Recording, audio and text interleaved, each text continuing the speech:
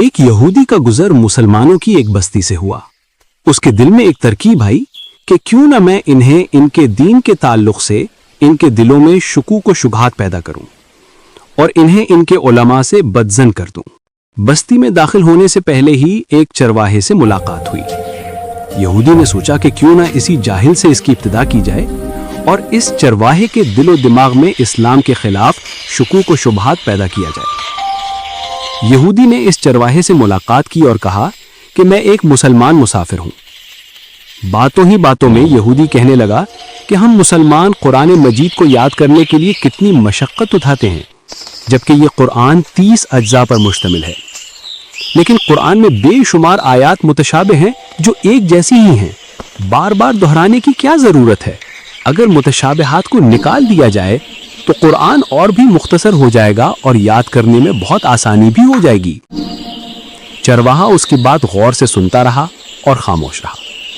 جب یہودی کی بات مکمل ہوئی تو چرواہے نے کہا کہ واہ، تمہارا خیال تو بہت اچھا ہے۔ یہودی دل ہی دل میں بہت خوش ہوا کہ یہ چرواہا میرے جال میں آ گیا ہے۔ پھر اچانک چرواہے نے کہا کہ میرا ایک سوال ہے۔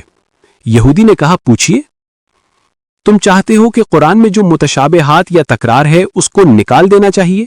ہاں بالکل، میرا یہی خیال ہے کہ جو آیت ایک مرتبہ سے زیادہ ہو اس کو قرآن سے خارج کر دیا جائے تو قرآن مختصر ہو جائے گا اور یاد کرنے میں آسانی بھی ہوگی۔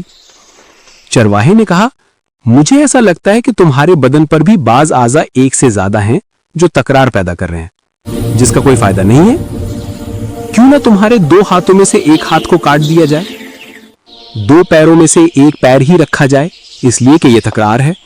2 آنکھوں کی کیا ضرورت ہے؟ کام تو ایک آنکھ سے بھی پورا ہو سکتا ہے۔